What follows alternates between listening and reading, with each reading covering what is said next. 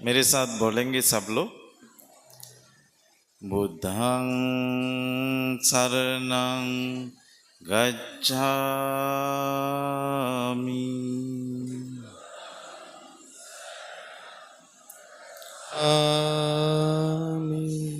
धम्मं शरणं गच्छामि।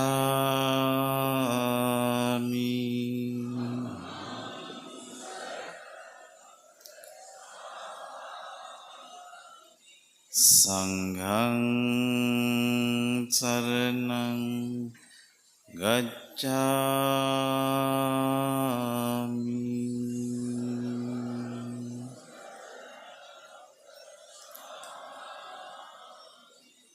बुद्धं शरणं गच्छामि।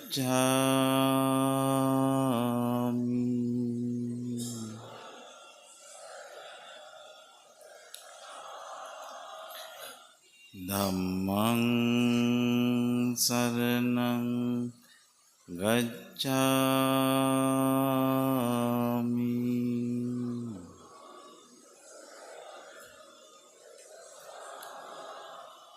संघं शरणं गच्छामि।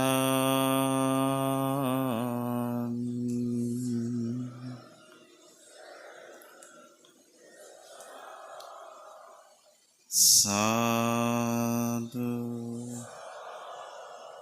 साधु साधु।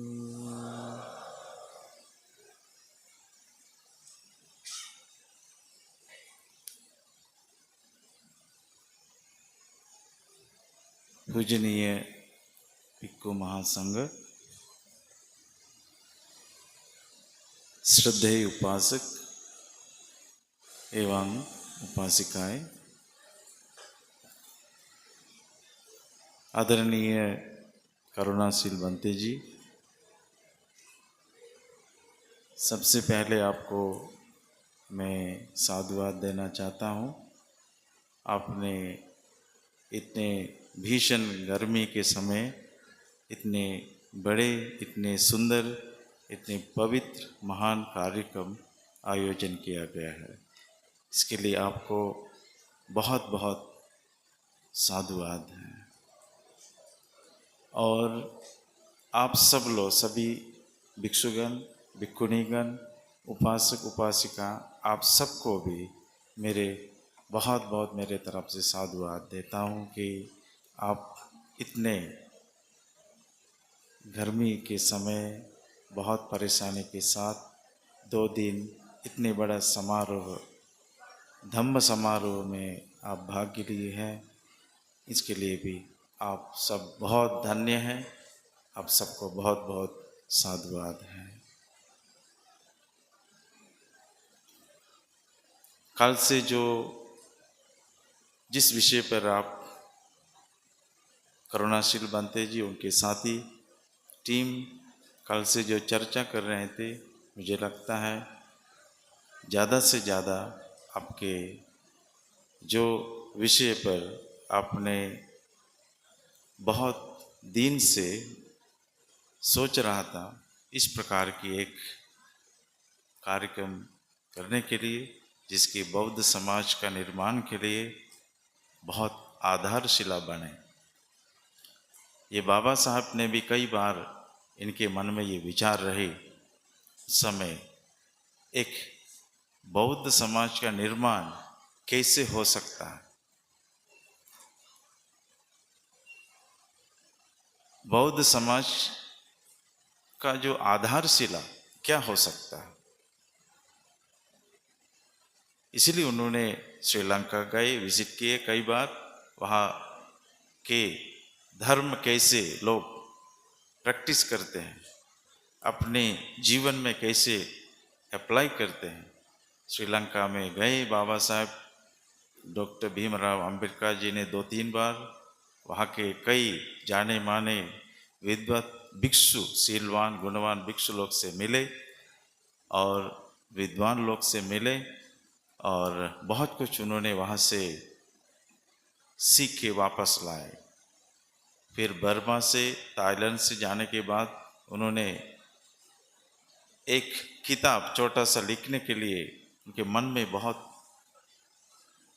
विचार किया था, हम कभी एक बौद्ध समाज निर्माण के लिए एक छोटा सा आचार संहिता लिखना चाहिए। लेकिन उनके समय में ये काम हो नहीं सका। लेकिन आज वो काम, क्या करुणाशील बनते जी, आप ये सभी बनतेगण, सभी उपासक उपासिका और हम लोग मिलके क्या नहीं कर सके? जो बाबा साहब के हाथ से जो काम नहीं हो सका, ये आप हम सब का बहुत बड़ा कर्तव्य होगा। बाबा साहब के लिए इस बहुत बड़ा सम्मान होगा अगर एक जो बौद्ध समाज निर्माण के लिए एक आचार संहिता हम लोग निर्माण कर सके, तो ये बहुत बड़ा उनके लिए एक ग्रेटिट्यूड होगा, एक कृतज्ञता होगी, ताकि हमारे आने वाले पीढ़ी के लिए आगे जो हमारे यंग जनरेशन अभी जो इधर रहे, तो उनके लिए बहुत बड़ा एक आधारशिला बनेंगे आने वाले बौद्ध समाज।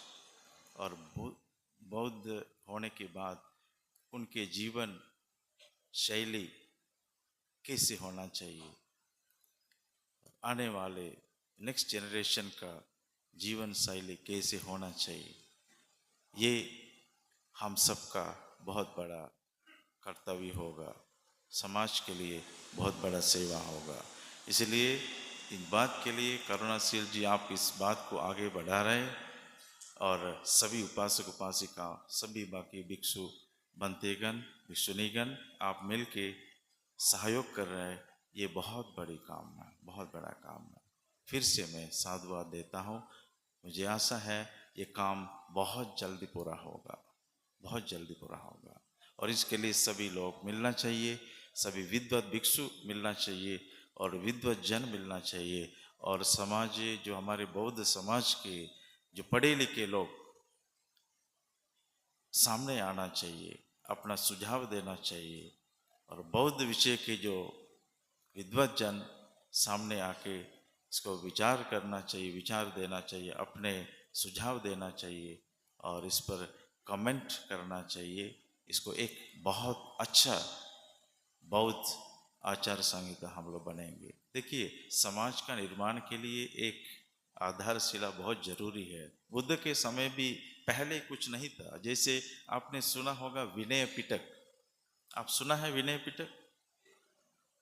और विनय पिटक दो प्रकार की है, एक है भिक्षु विनय पिटक, एक है भिक्षुनी विनय पिटक।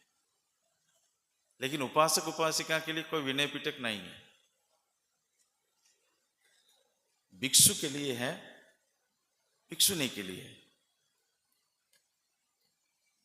क्योंकि वो भी बुद्ध बनने के 20 साल तक बुद्ध ने कोई भी कानून, नियम और कोई भी आचार संहिता नहीं बनाया, कुछ भी। तो लेकिन 20 साल के बाद, बुद्धत्व के 20 सालों के बाद बहुत लोग भिक्षु शासन में आए और बहुत गड़बड़ी भी किए भिक्षु शासन के अंदर, इसलिए बदनाम भी हुए भिक्षु लोग। इसी कारण से बुद्ध को विचार करना पड़ा गंभीर, हम कैसे हमारे संघ को बचाएं, हमारे धर्म को बचाएं, हमारे बुद्ध शासन को बचाएं। यही वजह है जो विनय पिटक का शुरू हो गया। अगर उस समय विनय पिटक शुरू नहीं होते, आज ये बुद्ध शासन खत्म हो गया था बहुत पहले से। अभी कहीं भी हो, किसी भी देश में जो विनय पिटक है, यही हमारा आधारशिला है। बुद्ध शासन का ये आधारशिला है जो विनय पिटक, जो कोड ऑफ कंडक्ट है भिक्षु या भिक्षुणी के लिए,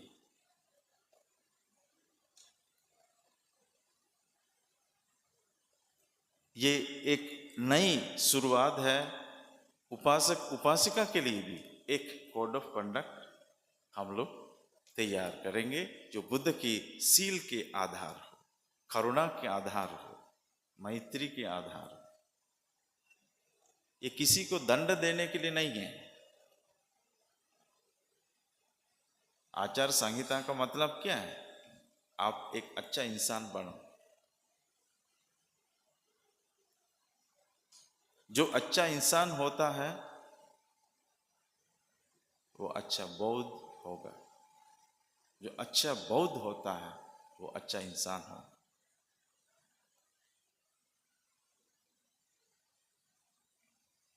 इसलिए हम जो बौद्ध किसको कहते हैं? बौद्ध जो जाग गए, जो जागृत हो। बौद्ध तो बुद्ध से आए। बुद्ध जगत के जो सारे चीजों से जो जग गए हैं, जो जगत गुरु, जो बुद्ध को कहते हैं एक लोक गुरु। बुद्ध का एक नाम है लोक गुरु। विश्व गुरु एक्चुअली पहली बार बुद्ध को कहते विश्व गुरु। बहुत सारे देशों में बुद्ध का नाम विश्व गुरु होता था। लोक गुरु बुद्ध को कहते। क्यों? बुद्ध किसी एक समाज के लिए उपदेश नहीं दिया है। एक जाति के लिए बुद्ध उपदेश नहीं दिया है। एक देश के लिए बुद्ध ने उपदेश नहीं दिया है। फिर बुद्ध किसको उपदेश दिया है? किनको उपदेश दिया है? पूरा मानव जाति, मानव समाज। इसीलिए कहते हैं पहला सारनाथ में बुद्ध सभी भिक्षु लोग को पहला उपदेश में कहते हैं चरत भिक्खवे चारिकां बहुजन हिताय बहुजन सुखाय अत्ताय हिताय लोकाय देव मनुष्यान।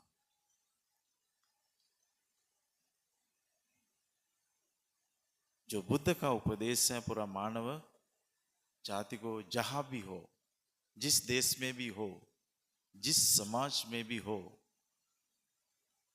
उनका कल्याण हो, उनको मंगल हो, वो शांति में रहे, वो सुख से जिए।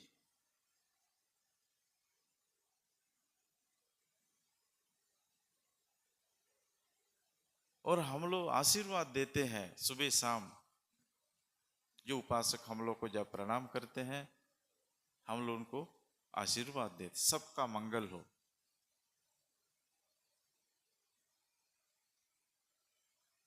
हमारे पास आके कोई भी हाथ जोड़ सकते हैं, कोई भिक्षु को देख के, कोई भी, या कपड़ा पीला वस्त्र देखने के बाद, रास्ते में हो या ट्रेन में हो या बस में हो, कोई भी हमको हाथ जोड़ते, फिर हम उनको थोड़ा सा आशीर्वाद के रूप में क्या बोलते हैं? मंगल हो। हम नहीं पूछते तुम कहां से हैं, तुम किस जाति के हैं, किस समाज के हैं, किस पंथी के हैं। हम सिर्फ बोलते हैं तुम्हारा मंगल कल्याण हो।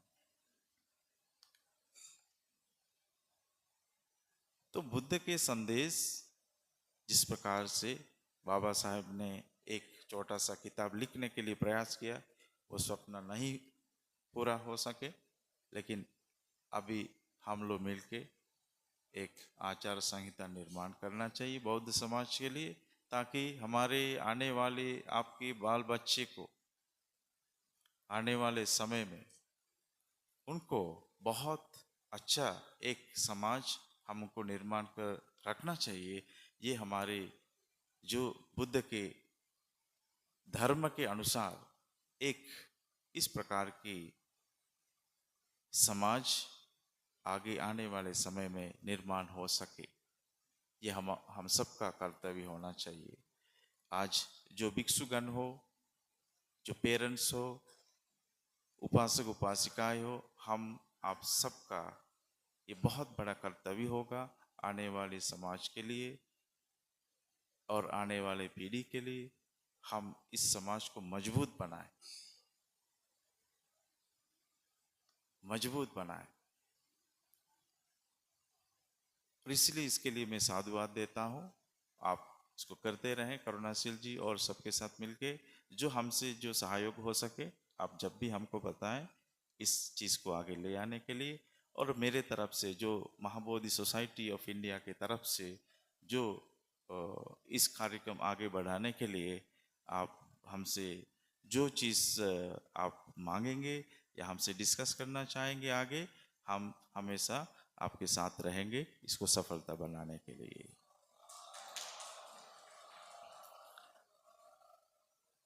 और करुणाशील जी के बारे कोई तारीफ नहीं है, लेकिन अभी मैंने देखा है आप इधर आके दान दे रहे हैं, बहुत सारे लोग।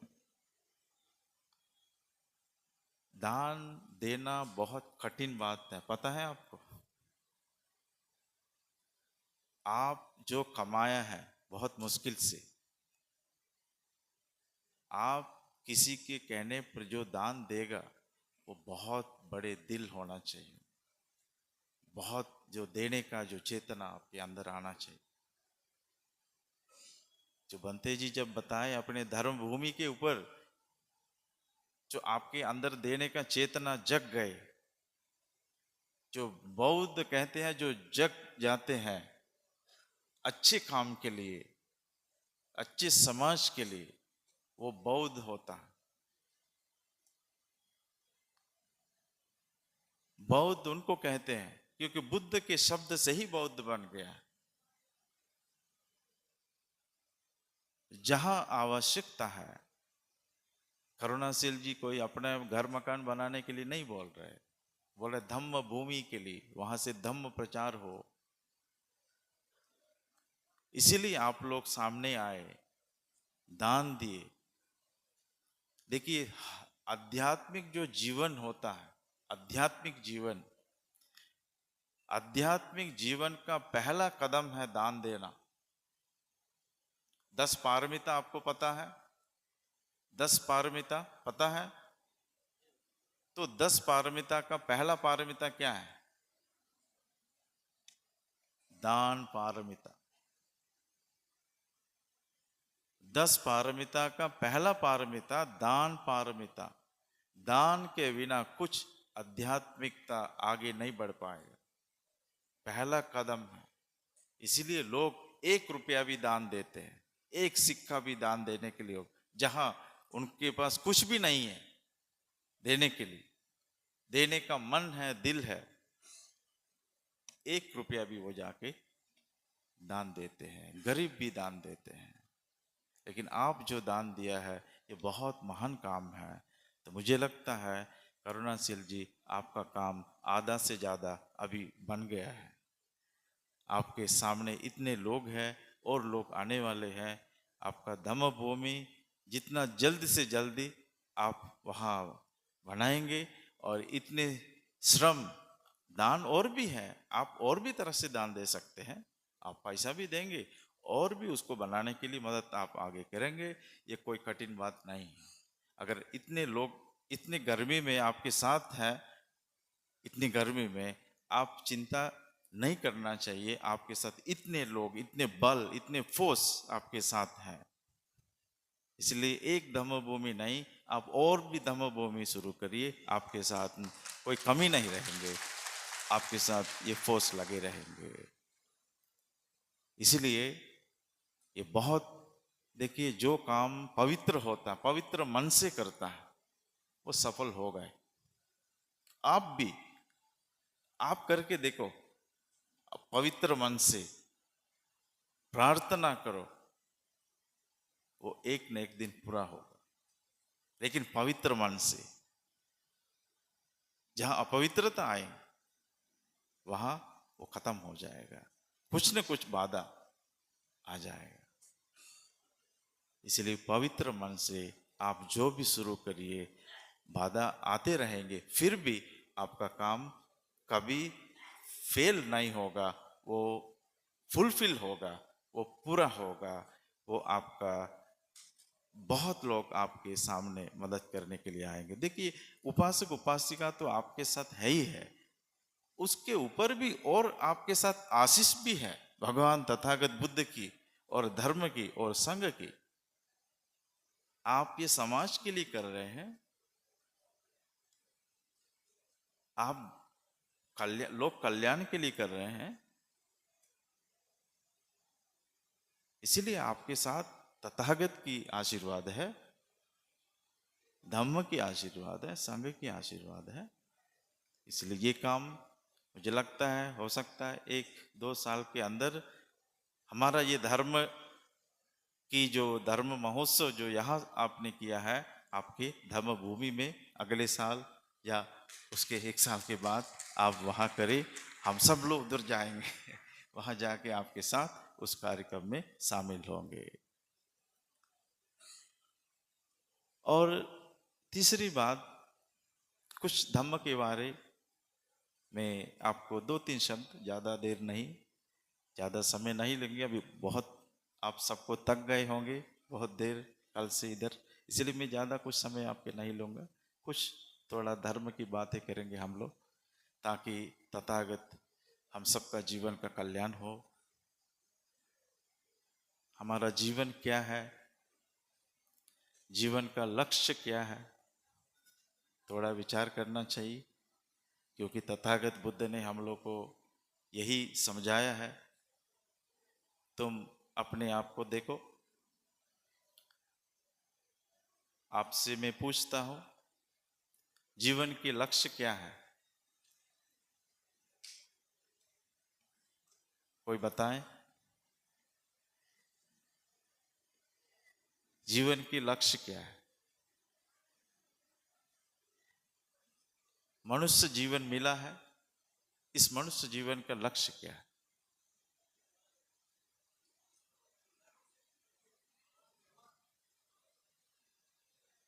बनते लोग जानते होंगे। और मैं उपासक उपासिका से भी पूछता हूं, जो हमारा मनुष्य जीवन है, इस मनुष्य जीवन का लक्ष्य क्या है?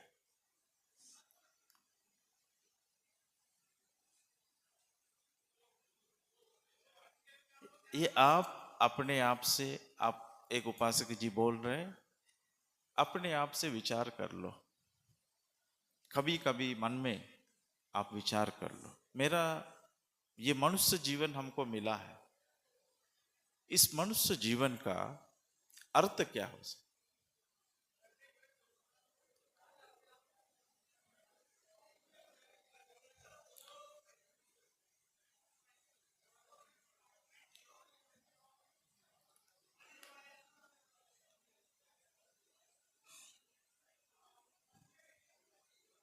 इसमें कुछ और भी उत्तर हो सकते हैं। आप अपने आप से भी क्वेश्चन करो। इसीलिए मैं पूछता हूं, कभी कभी आप लोग अपने आप से पूछ लेना। बोलिए उपासक जी।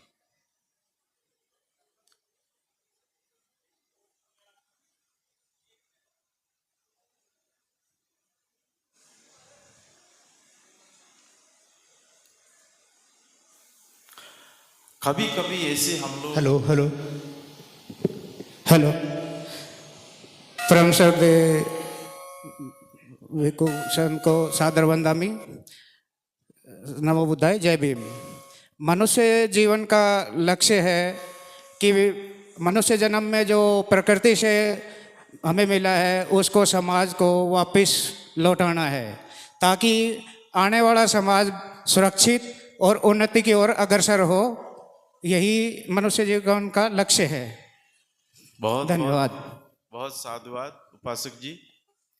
मुझे लगता है हमारे बाकी उपासक लोग भी इस मैटर को कभी कभी गौर करते होंगे, करना भी चाहिए, क्योंकि हमको मनुष्य जन्म मिला है।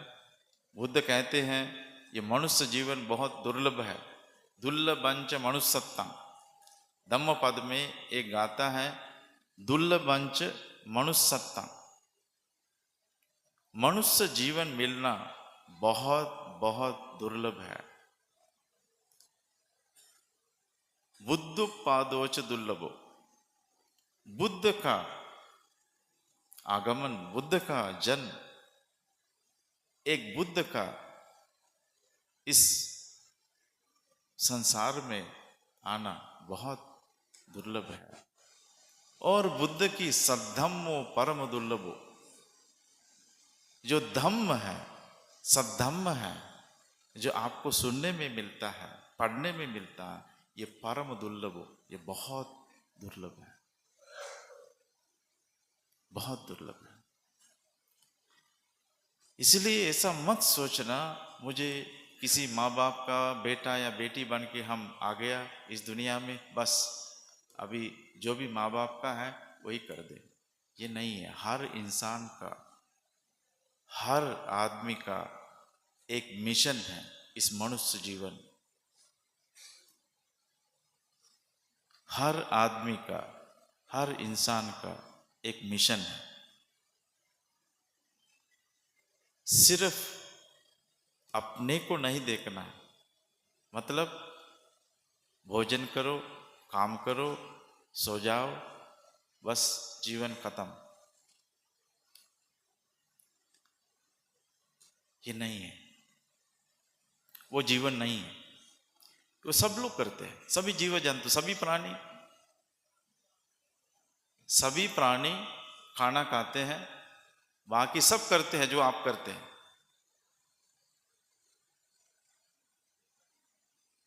लेकिन सभी प्राणी हमसे, मनुष्य से क्यों फर्क, क्या फर्क? सारी प्राणी, सभी जीव जंतु हमसे अलग क्यों होते? सब कुछ करते हैं, फिर फर्क क्या है? आदमी कपड़ा पहनते हैं, घर में रहते हैं, कुछ कुछ बर्ड्स हैं, पंतियां हैं, उनको घर भी बनाते हैं, बाल बच्चे भी हैं, झगड़ा भी करते हैं। तब इंसान का, प्राणी का, जीव जंतु का फर्क क्या है फिर? आप अपने आप से क्वेश्चन करो, तब उत्तर भी आपको मिल जाएगा। उत्तर भी आपको मिल जाएगा। बुद्ध जब घर से निकलने से पहले बुद्ध के मन में एक सवाल, सिद्धार्थ जो राजकुमार है, सिद्धार्थ राजकुमार के मन में एक सवाल हमेशा आता था। बुढ़ापा देखा, ये तो आप जानते हैं, बीमारी, मृत्यु, ये तो इतिहास में है। लेकिन उससे बेहतर और एक सवाल था सिद्धार्थ राजकुमार के मन में, हमेशा उनको डिस्टर्ब कर ये क्वेश्चन, ये सवाल, क्या ये जीवन क्या है? सिद्धार्थ के मन में हमेशा ये प्रश्न। रोज सुबह उठते हैं, ऑफिस जाते होंगे, काम करने निकलते होंगे, बिजनेस में जाते होंगे, बाजार में जाते होंगे, और शाम को थक जाते हैं, वापस घर जाते हो, झगड़ा भी करते होंगे, थक जाते हैं, फिर लेट जाते हैं, सो जाते हैं। ऐसे करते करते हमारा जीवन 80 वर्ष, 70-80 वर्ष होते खत्म हो जाते, बुजुर्ग हो जाते हैं, फिर कुछ नहीं कर पाएगा आप। आज स्टेशन में जब हम लोग आए थे, एक महिला और एक उनके पति, दोनों बुजुर्ग है, हमको लगते हैं 70-80 हो गए होगा। दोनों को सीढ़ी उतरने में भी बहुत मुश्किल थी। तो मैं बनते को, हमारे साथ आए बनते को मैंने कहा है, ये एक जमाने में जवानी होगी, एक जमाने में बहुत अच्छे लोग देखने में लगा। अब ये दोनों कुछ नहीं कर पाएगा। एक कुली से भी बात नहीं कर पाए, कुली भी मजाक उड़ा रहा है। आप देखो, जीवन के एक दिन आपका भी मेरा भी यही दशा हो।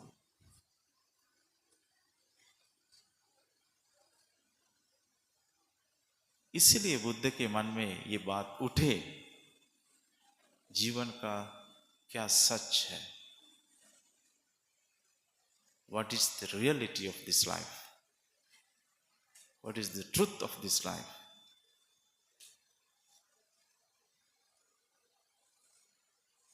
किंग सच गवेसी, मैं सच को ढूंढता हूं। जीवन की जो गहरी सच, जीवन की जो असली सच, भोजन पानी नहीं है, धन दौलत नहीं है, घर मकान नहीं है, वो जीवन नहीं है। उसके ऊपर एक है, वो परम सच।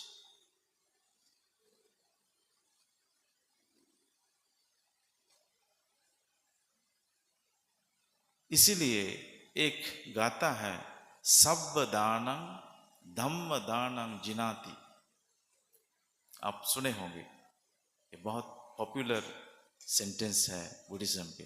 सब दानं धम्म दानं जिनाति, इसका अर्थ है सभी दानों से, जो भी दान आप बोलो, सब दान,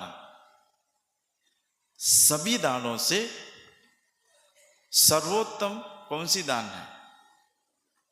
धम्म दान। सब दानम धम्म दानम जिनाति।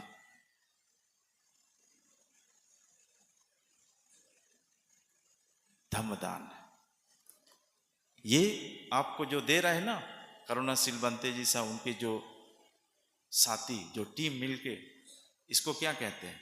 धम्म दान। धम्म दान। आप हो सकते हैं उनको दान दिया है, 50,000 दिया है, 60,000, कोई लाख, 2 लाख, 3 लाख, आप उनको डोनेशन दिया है, दान दिया है, लेकिन आपको पता है वो सब काउंटेबल है। पता है काउंटेबल है ना, वो सब हिसाब करके हिसाब कर सकता है, काउंटेबल है। लेकिन जहां दम है वह हिसाब हो सकता है क्या? हो सकता है? धम्म दान है, उसका कोई हिसाब नहीं है, वो अनकाउंटेबल है। आप मान लो, एक छोटा सा कहानी है, आप जानते हैं अंगुलीमाल। जो अंगुलीमाल को भगवान बुद्ध ने दिया है, उसमें कोई हिसाब है?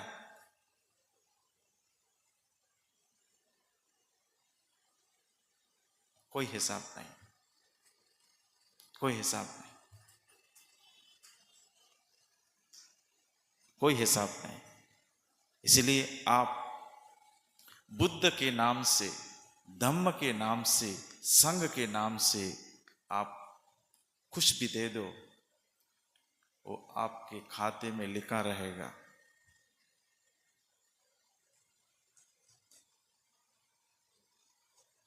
वही आपको आपके जीवन सफलता बनाने के लिए आपको आशीष मिलेगा। आदमी कितने पैसा कमाते, कितने खर्च करते हैं फालतू चीजों के लिए। एक दारू पीने जाते हैं लोग, कितने पैसा खर्च करते पता है आपको? बहुत सारी उपासिका है, पता नहीं आप लोग के घरों में पति दारू पीते हैं नहीं पीते, आप लोगों को सब अच्छी तरह से पता होंगी। अगर कोई यहाँ दारू पीने वाले हैं तो आप दारू पीना बंद करो कल से या आज से, वो पैसा दान के रूप में आप दे दो धम्म की सेवा के लिए।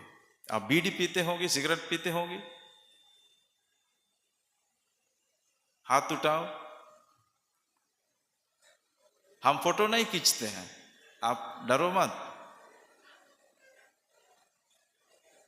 पुलिस को नहीं बताएंगे, ये भी मत डरो।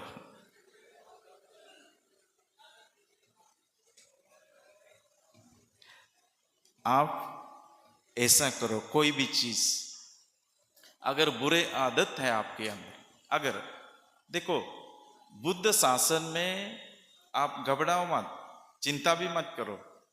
हो सकता है आप दारू पीते भी होंगे, कुछ भी ऐसा छोटी मोटी चीज, लेकिन ये बुद्ध शासन है ना, बुद्ध शासन अच्छे लोग, सिर्फ अच्छे लोग को नहीं ढूंढता है, ये बुद्ध शासन है। अगर सिर्फ अच्छे लोग, सब कुछ ठीक है, कोई मिस्टेक नहीं करते, कोई गलत नहीं करते, तब तो बुद्ध का ये धर्म का कोई मतलब नहीं। अगर सिर्फ अच्छे लोग के लिए बुद्ध का धर्म होते, इसका कोई मतलब नहीं। क्या अगर आप बीमार नहीं होंगे, क्या आप डॉक्टर के पास जाएंगे? कोई बीमार नहीं है आपको, आप कभी हॉस्पिटल में नहीं जाएंगे, डॉक्टर के पास क्या करेंगे? वकील के पास क्यों जाएंगे आप? वकीलों के पास क्यों जाते हैं आप? डॉक्टरों के पास क्यों जाते हैं? अगर आप बीमार नहीं है, कोई भी परेशानी नहीं है, किसी से कोई डिस्प्यूट नहीं है, न वकील के पास आप जाते हैं, न डॉक्टर के पास जाते हैं। बुद्ध के धर्म इसलिए है, सबके लिए है, वहां कोई भेदभाव नहीं है। आप ऐसा गलत कर रहे हैं इसलिए आप पास में मत आओ, ऐसा बुद्ध ने नहीं कहते हैं। बुद्ध सबको बुलाते, आओ मेरे पास आओ। बुद्ध के दरवाजे सबके लिए खुला है, चारों दिशा से आओ, जितना गलती करो कोई बात नहीं, जो भी गलती करो, लेकिन बुद्ध कहते हैं थोड़ा समझ। बुद्ध के पास आप जाएंगे तो बुद्ध क्या बोलते हैं? थोड़ा तो होश लाओ, थोड़ा होश बना के रख। अंगुलीमाल को क्या कहे बुद्ध? 100 लोग, 900 लोग मर, काट के, गला काट के, गर्दन काट के अंगुलीमाल के पास जब बुद्ध पहुंचे, अंगुलीमाल को क्या कहा? तुम कोई बहादुरी नहीं अंगुलीमाल, ऐसा मत सोचो किसी का गला काटने से तुम बहादुरी बन जाता, हीरो बन जाता। जैसे आज के समाज में है, जो गला काटते हैं उसको सम्मान देते हैं, राज की सम्मान देते हैं। इतने लोग को मार दिया है, उसको सम्मान करते हैं, को सम्मान भी देते हैं। किसी का खून करते हैं, सम्मान देते हैं। जब बुद्ध अंगुलीमाल को क्या कहा? अंगुलीमाल देखो, तुम कितने लोगों के गर्दन काटा है, क्या मिला है? कुछ मिला? शांति। अंगुलीमाल रो पड़े। क्या तुम क्या समझते हो किसी का गर्दन काटने से तो बहादुरी होता है? किसी का जीवन लेने से बहादुरी नहीं बनता है, किसी का जीवन देने से कोई हीरो बनता है, कोई महान होता है। जीवन लेने से किसी का महान नहीं होते, जीवन दे दो, जीवन देने से महान होता है। इसलिए बुद्ध किसी को दरवाजा बंद नहीं किया है। तुम ठीक नहीं है, तुम मत आओ मेरे पास, बुद्ध ने कभी नहीं किया ऐसे। बुद्ध ने सबके लिए दरवाजा खोला है। इसलिए बुद्ध का धर्म आज विश्व में, जो भी भिक्षु लोग गए भारत से, भारतीय भिक्षु लोग पूरा विश्व में गए, क्या लेके गए उनके साथ? क्या लेके गए? अपने इतिहास पढ़े होंगे। जो भिक्षु लोग यहां से गए भारत से, भिक्षुनियां संघमित्रा गए, महामहेंद्र गए, धम्मदिन्ना गए, बाहर देशों में क्या लेके गए? बताओ, क्या लेके गए? करुणा, मैत्री, अहिंसा, प्रेम और ज्ञान। कभी बंदूक, तलवार, बम लेके धर्म प्रचार के लिए नहीं गए। जैसे बहुत सारे इतिहास में गवाह है, धर्म प्रचार के लिए लोग, परिवर्तन के लिए लोग किसी को गर्दन काटते थे, तलवार चलाते थे, बंदूक चलाते थे। लेकिन हमारे भिक्षु लोग भारत से पूरा विश्व में गए एक संदेश लेकर। बस और कुछ नहीं है, पिंडपात है, भिक्षा पात्र है और चीवर है और खाली हाथ है, लेकिन मन करुणा, मैत्री, प्रेम, अहिंसा, ज्ञान, प्रज्ञा से भरा था। यही भिक्षु लोग जाके पूरा विश्व में तथागत बुद्ध के संदेश को फैलाया है। आज अगर वो भिक्षु लोग नहीं जाते विश्व में, आज विश्व में कहीं भी बुद्ध के संदेश नहीं मिलेगा। उन भिक्षु के लिए हम सब सम्मान करना चाहिए। हम उन सबको प्रति हमेशा हमारे अंदर कृतज्ञता भाव होना चाहिए, जिन्होंने करुणा मैत्री के साथ पूरा विश्व को पूरा बुद्ध के अहिंसा ज्ञान के संदेश फैलाया है।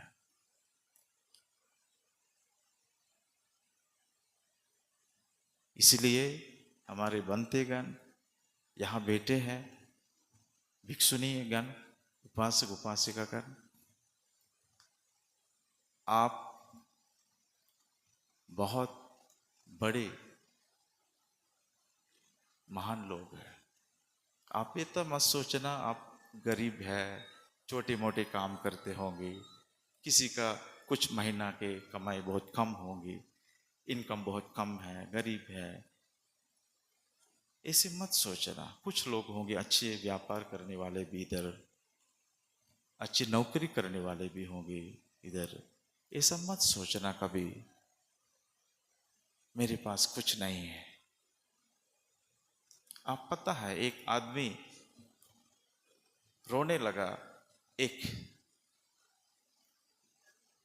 दार्शनिक के, एक भिक्षु के पास,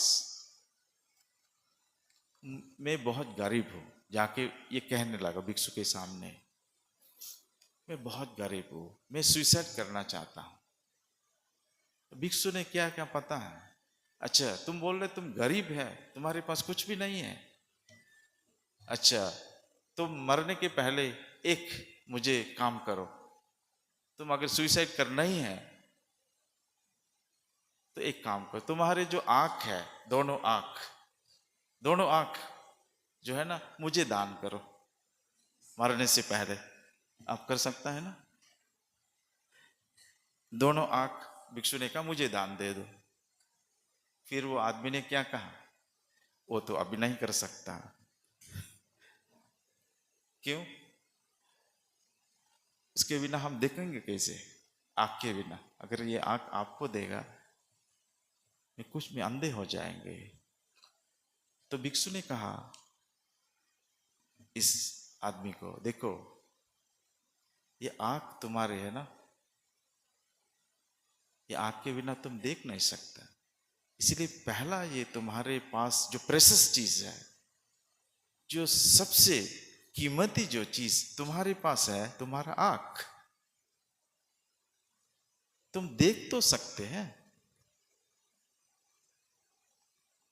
अगर तुम्हारे पास आंख भी नहीं है, मान लो इस दुनिया में कितने अंधे होंगे जो आंख भी नहीं है। आप कैन यू इमेजिन, आप उम्मीद कर सकते हैं अगर कोई अंधे होके कल आप अंधे हो जाएंगे, आपको क्या लगेगा? कल अंधे हो जाएंगे। आज आप धनी हैं, क्यों? आपके पास आंख है। कल अगर आप अंधे हो जाएंगे, फिर आपको फील होगा मैं गरीब हूं, मेरे आंख चले गए, मैं देख नहीं सकता, मैं देख नहीं सकता। इसलिए जो चीज है आपके पास उसको प्रेशस समझो। आप देख सकते हैं, आप सुन सकते हैं। कितने लोग हैं सुन नहीं पाएगा, सुनने में दिक्कत है, परेशानी है, मशीन लगाते हैं। आपके पास जो है उसको आप प्रेशस समझो। कितने तो लंगड़े होते हैं, चल नहीं पाएगा। अगर आप कल आपके दोनों पांव कोई मार दे या गिर जाए, एक्सीडेंट हो जाए, क्या गारंटी है कोई इस लाइफ का? कोई गारंटी है? आपने कोई इंश्योरेंस करके रखा है होगा ना? इंश्योरेंस किया है? लाइफ इंश्योरेंस नहीं किया है? कोई किया है? आप हाथ उठाइए थोड़ा सा। अगर जो लाइफ इंश्योरेंस है जिसके पास, ठीक है, धन्यवाद। कौन आपको लाइफ इंश्योरेंस दे सकते हैं? बताओ। आपको लाइफ इंश्योरेंस कोई नहीं दे सकते। सब कुछ होने के बाद कुछ पैसा आपके खाते में जाएंगे, आप बिल वगैरह दे दो, कुछ पैसा तो मिल जाएगा, लेकिन आपका लाइफ का कोई इंश्योरेंस नहीं दे सकते। अगर कोई दे सके वो केवल तथागत बुद्ध की ये संदेश है, आपका लाइफ इंश्योरेंस दे सकते हैं कि तुम्हारे अंदर, तुम अपने आप को विश्वास करो।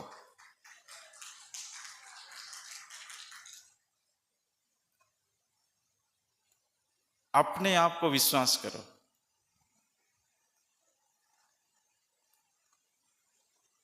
अपने आप तभी विश्वास कर सकते हैं आप, तब धम्म को आप सीखो, आपको मन को जानो। मन क्या है, जीवन क्या है, पूरा पूरा आपको विश्वास आ जाएगा। पूरा विश्वास आ जाएगा आपके अंदर। इसीलिए ये जो मनुष्य जीवन मिला है,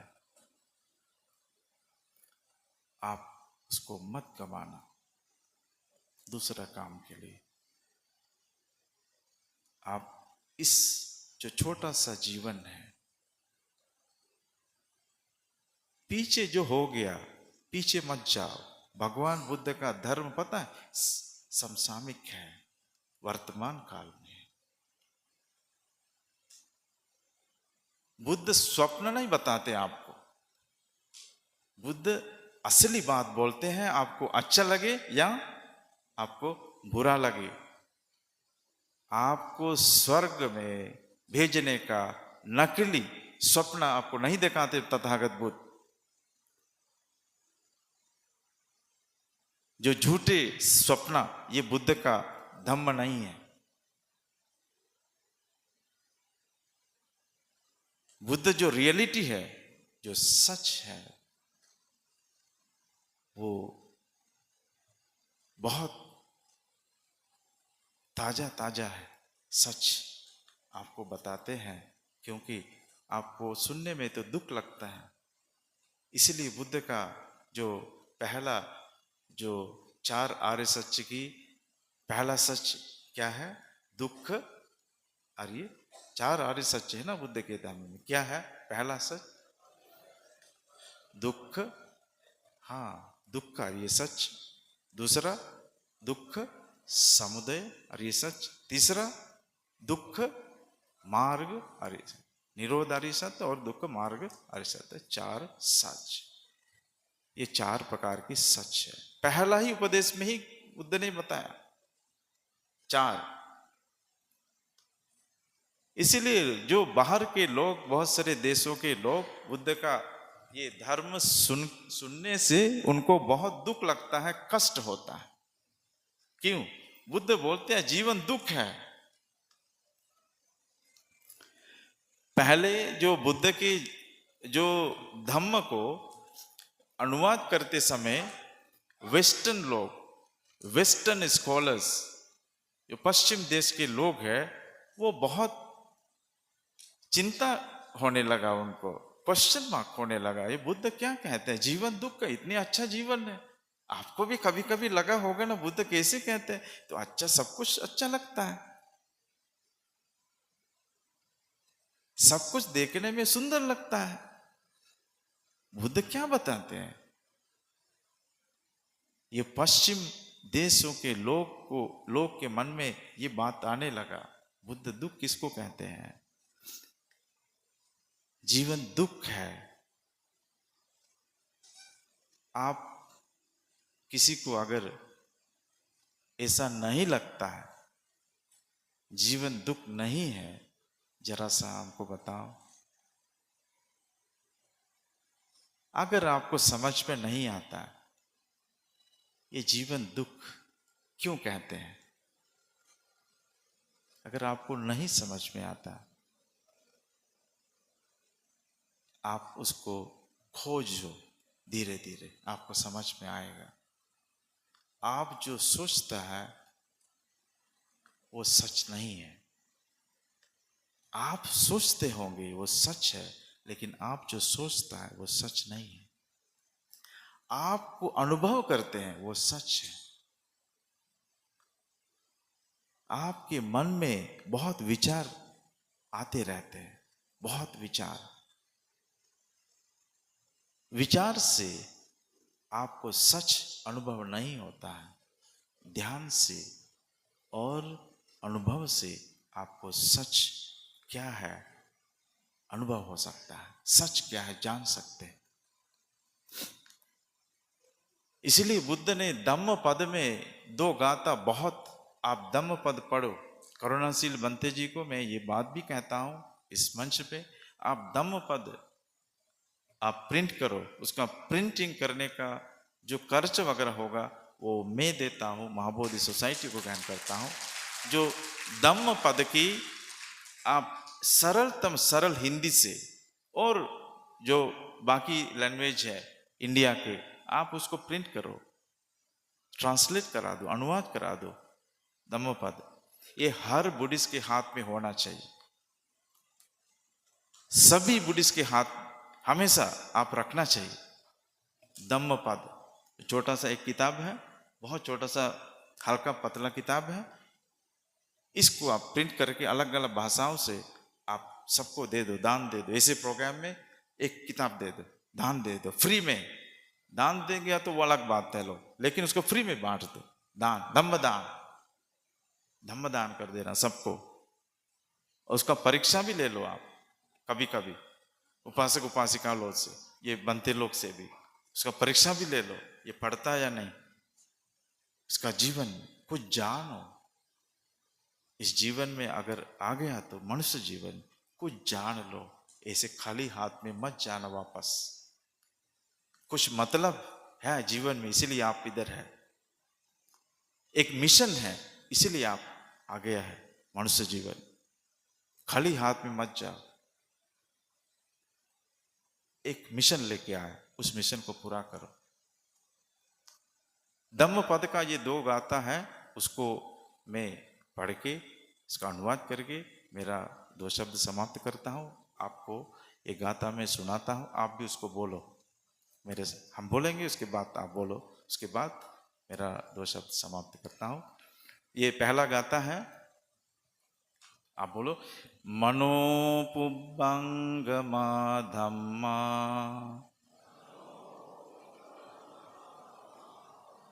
मनोसेट्ठा मनोमया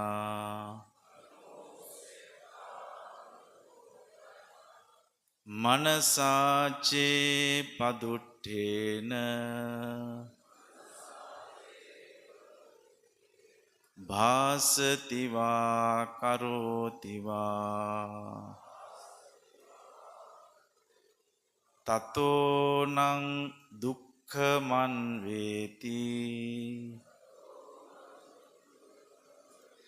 चक्कंव वहतो पदं।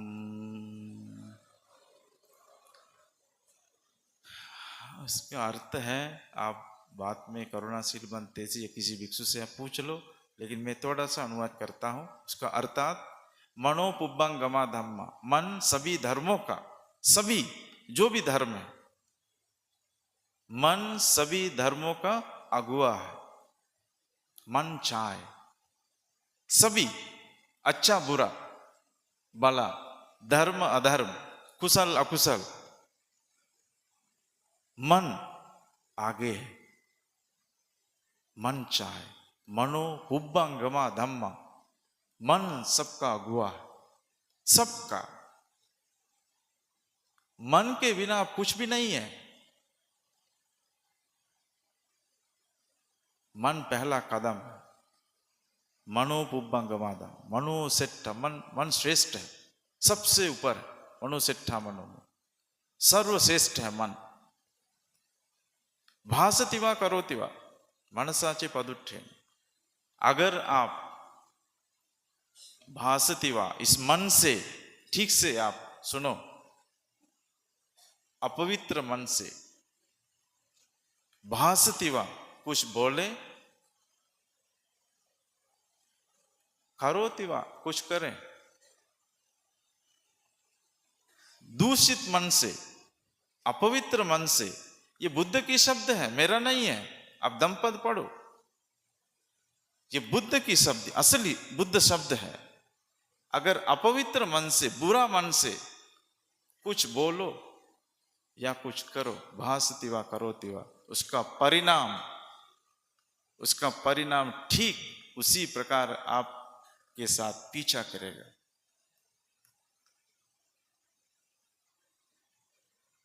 उसके अनुसार हमेशा उसको कर्म बनेगा, एक आपको पीछा करते रहेंगे। बचने का कहीं भी जगह नहीं है। आप बचने को, उस कर्म बन के पीछे। उसके दूसरा गाता, उसके उल्टा ये है, दूषित मन से जो आप कुछ भी करो, उसका कर्म आपको पीछा करेंगे। और उसका दूसरा गाता है, आप बोलो, मनो पुब्बंगमा धम्मा, मनो सेट्ठा मनोमया, मनसाचे पसन्नेन भासतिवा करोतिवा, ततो नං सुखमन्वेति छायाव अनपायिनी। अर्थात मन सभी धर्मों का अगुआ है पहले से। मनो सिट्ठा, मन श्रेष्ठ है, मनोमय है।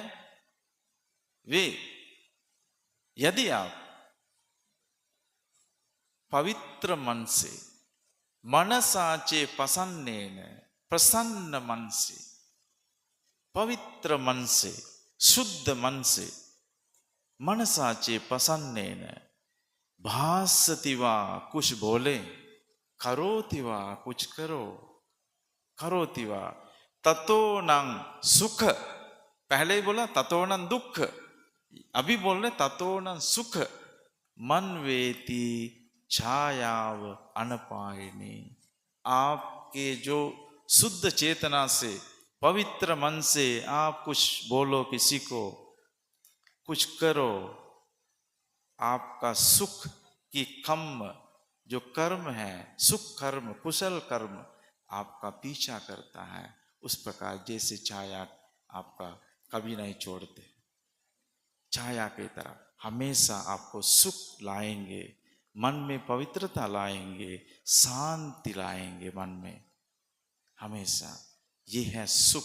मन की द्विस्वभाव है हमेशा। एक है मन नकारात्मक है हमेशा, दूसरा साइड है सकारात्मक है। मन नेचुरली, मन का जो सिद्धांत है, लॉ ऑफ द नेचर, एक मन की जो नेचर है वो हमेशा नकारात्मक है, नेगेटिव है मन। ऐसे बाय नेचर, जैसे किसी को झूठ बोलना आसानी है या सच बोलना आसानी है? बोलो, झूठ बोलना आसानी है या सच बोलना? आधा आधा मत बोलना, एकदम विश्वास के साथ बोलो। आसानी क्या है, झूठ बोलना या सच बोलना? नहीं, कोई बोल रहा झूठ बोलना आसानी है। मैं कहता हूं आज से आप प्रैक्टिस करके देखो।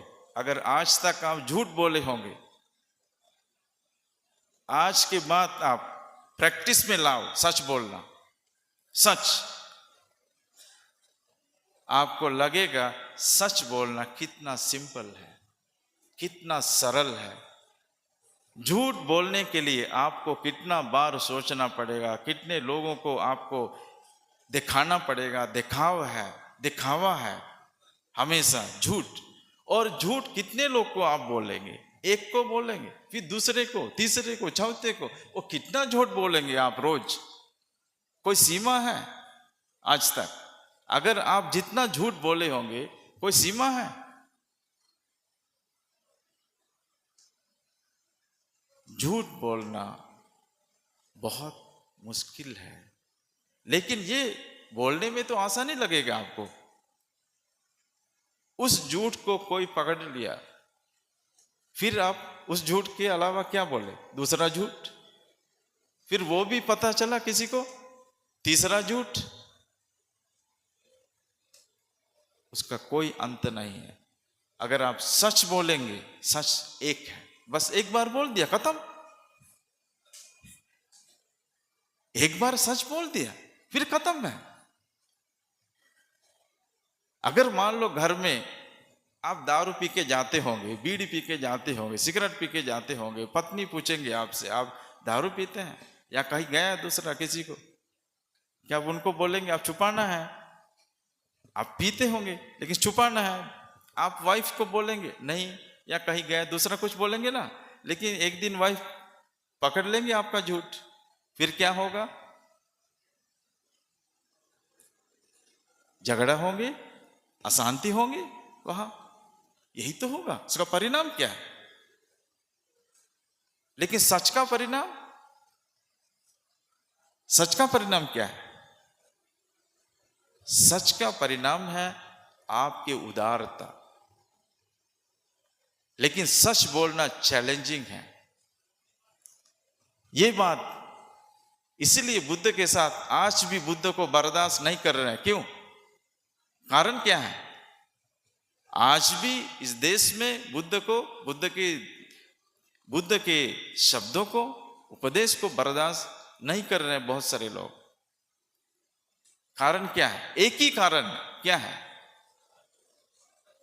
बुद्ध ने सच बोले। बुद्ध ने सच बोले, सच जैसे बोले वैसे ही सच, ताजा ताजा बोले, कुछ ऐड नहीं किया है, आर्टिफिशियल और ब्यूटिफिकेशन नहीं किया है। सच ऐसे बोला जो ताजा है। इसलिए बुद्ध आज विश्व में जो बुद्ध ने बताया है, पूरा विश्व में विस्मित हो रहा है बुद्ध के ज्ञान को देखकर आज पूरा विश्व। इसलिए आप बहुत धन्य हैं। आप बुद्ध, तथागत बुद्ध की जो एक धर्म सुनने के लिए आपको मौका मिला, बाबा साहब के चलते, बाबा साहब जो मार्ग बताया है, बहुत धन्य हैं आप। इसलिए मैंने बोला आप गरीब नहीं सोचना, आप गरीब मतलब पुअर, उतने धनपति आप मत सोचना, कोई जरूरत नहीं है। आप पता है धनपति भी दुखी होते हैं, धनपति भी, उनका भी मौत वैसे ही होता है जैसे आपका। उसका मौत कोई विशेष स्वरूप से नहीं होता। ये मत सोचना कोई धनपति बहुत बड़े हैं, उनके मौत दूसरा ढंग से होता, ऐसा नहीं होता। उनका भी मौत, उनका भी बुढ़ापा, उनका भी मौत उसी प्रकार होता है जैसे बाकी सबका होता है। आपके अंदर जो धन है, करुणा, मैत्री, प्रज्ञा, इसको आप बढ़ा, यही असली धन है, यही असली धन है। श्रद्धा, इसको बढ़ाओ, और कोई धन नहीं है। इसलिए अपने जीवन बनाओ। मैं पुनः धन्यवाद देता हूँ, साधुवाद देता हूँ, और हमारे बनते करुणाशील जी को, उनके साथ जो लोग हैं लगे हैं, इनके साथ मिशन को आगे ले जाने के लिए, बाबा साहब के जो मिशन और उनसे पूरा नहीं हो पाए, जहाँ जहाँ अधूरा हो गया, अकेले बाबा साहब बहुत कुछ करके गए। अकेले अनागारिक धर्मपाल जी, जो महाबोधि सोसाइटी का संस्थापक, बहुत कुछ करके गए। अकेले अकेले तथागत बुद्ध ने बहुत कुछ करके गए समाज को चेंज करने। इसलिए आप हम मिलके एक संगठन संगठित होके एक टीम बन के हम लोग थोड़ा बहुत कर सकते हैं। अगर बहुत कुछ नहीं कर सके, थोड़ा बहुत तो कर सकते हैं हम लोग मिलके। इसलिए ये छोटा सा प्रयास हमारे बंते जी का और उनके साथी लोगों का छोटा प्रयास है, ये जल्दी सफल होगा। इस सफलता होने के लिए आप हम मिल के पूरा मदद करना चाहिए, सपोर्ट करना चाहिए। एक हाथ से दूसरा, दोनों हाथ बहुत जोरदार होते हैं, बहुत सपोर्ट मिलते हैं। एक हाथ से, एक अंगुल से दो अंगुल, 5 अंगुल, 2 हाथ बहुत मजबूत है। इसलिए उनके साथ और भी हाथ मिला, मिलके समाज के लिए निर्माण करने के लिए हम सब मिलके कुछ करना चाहिए। तभी समाज का एक सपना जो एक दिन पूरा होगा। इसलिए मैं पुनः उनको आशीर्वाद देता हूँ और शुभ कामना देता हूँ। आप जो मिशन हाथ में लेके जा रहे हैं उसको आप सफलता बनाओ। इसी के साथ साथ मेरा 2 शब्द यही पर मैं विराम देता हूँ।